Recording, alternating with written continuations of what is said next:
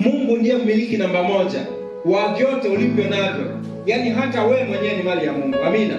Ndio nasema vyote vijazavyo ni mali ya Bwana. Dunia na yote kwa ndani yake. Ni mali ya nani?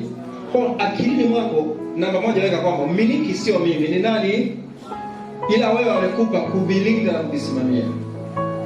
Sawa rafiki yangu. Namba 2, uwakili wa kibinadamu, uwakili wa kibinadamu.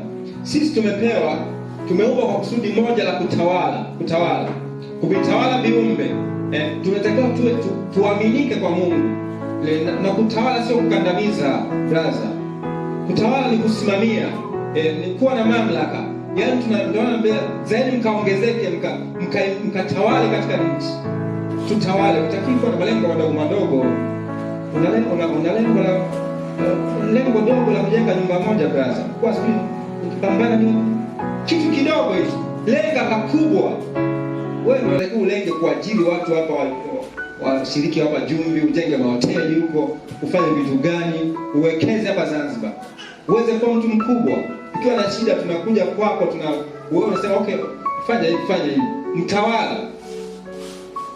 Kijana mwenzangu, pambana. Yaani weka malengo makubwa. Unajua bila kuweka malengo huwezi kutoboa. Huwezi kubadilika mpaka uamue kubadilika.